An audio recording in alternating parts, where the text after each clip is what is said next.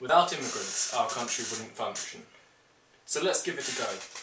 I have a little proposal for the likes of the BNP, a day without immigrants. Wouldn't that show one and for all that neither our economy nor our society needs migrants, that they are a burden rather than a blessing? A day without migrants was the name given to protests in the US in 2006, which brought more than 1 million Latinos onto the streets of 50 cities from New York to Los Angeles. They stopped using shops, schools and their places of work to highlight the problems experienced by undocumented migrant workers. But here's how I'd work a similar boycott here. Anyone in the UK born abroad or with a parent born abroad would stay at home for 24 hours. Any business or organised foundation, any business or organisation founded by an immigrant or the child of an immigrant would close for the day. Britain would be transformed, but regrettably for the immigration bashers, in a wholly negative way. In fact, I suspect it would be a pretty awful 24 hours for most Britons, dark even. Let's start with the small stuff. Who would serve you in restaurants and coffee shops? Who would make your sandwiches and wraps at lunchtime?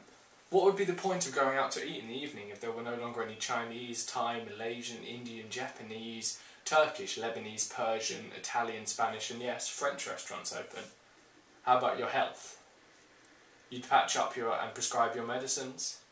Politicians and much of the press go on about the spiralling costs of so-called health tourism, which amounts to a shocking 0.01% of the £109 billion NHS budget, and exaggerate the numbers of migrant families that turn up expecting free treatment in our overstretched A&E departments. The reality, as the chair of the Council of the Royal Colleges of GPs, Dr. Claire Gareda, has pointed out, is that you are much more likely to have an immigrant caring for you than sitting in front of the emergency department.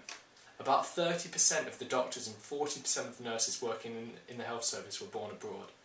But simply, the NHS could not survive 24 hours without its migrant workforce. The same applies in the social care sector. If you have a sick parent living in a care home, you might have to take the day off to look after them. In 2009, a fifth of all care assistants and home carers, 135,000 people in total, were foreign born. In London, 60% of care workers were migrants. Speaking of taking the day off, neither the Deputy Prime Minister nor the Leader of the Opposition would have to turn up in Parliament. Nick Clegg is the son of a Dutch mother and half-Russian father. Ed Miliband is the child of a Polish refugees.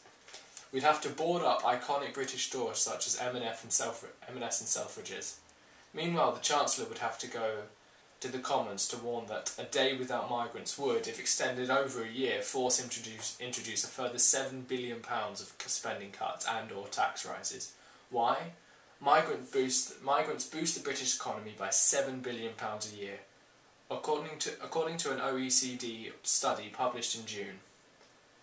Sticking with the economy, we'd have to board up iconic British stores such as Marks & Spencer's, co-founder Michael Marks of Belarus, Selfridges, founder the American Harry Gordon Selfridge, and Tesco founder Jacob Cohen, son of Avram, a Polish migrant. UK holidaymakers would have to cancel their cheap flights on EasyJet, founder the Greek-born Stelios Hagiaouna. Our universities, a multi-billion-pound export industry, would take a hit too. If foreign students stayed away, 1 in 10 students in British universities came from outside the EU, and the fees that students from other countries pay are a bigger source of income for most universities than research grants. What about sport?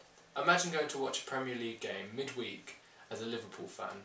Luis Suarez wouldn't be playing. If you're a Man United fan, you'd miss out on ball skills of Robin van Persie. If you're a Man City fan, it would be Yaya Toure on strike. Chelsea fans, say goodbye to Juan Mata and Eden Hazard. Incidentally, if you were planning on using the tube to go to watch Chelsea play, you'd find it in a pretty filthy state. The train platforms tagged with graffiti and strewn with rubbish. 95% of London Underground cleaning staff are foreign born. It wouldn't just be the district line that was dirty, it would also be your place of work. 89% of office cleaners in the capital are migrants. But the countryside would be fine, right? Wrong. Imagine all these unpicked crops and the effect the rise in food prices, supermarkets opting for cheaper foreign over domestic produce, Fruit farmers on their knees. The truth is that native Brits have not been interested in fruit picking for years, and the Home Office warned in May many of the UK's fruit picking businesses could close without new migrant workers from outside the EU. On immigration, we hear constantly that voters don't trust the official statistics or studies. A recent Ipsos Mori poll found the public thinks that immigrants make up 31% of the population, when the official figure is 13%. So this may be the only way to win hearts and minds. A great boycott. A one-day strike by immigrants and their children across the UK, coupled with a ban on the use of immigrant-founded businesses by the indigenous population.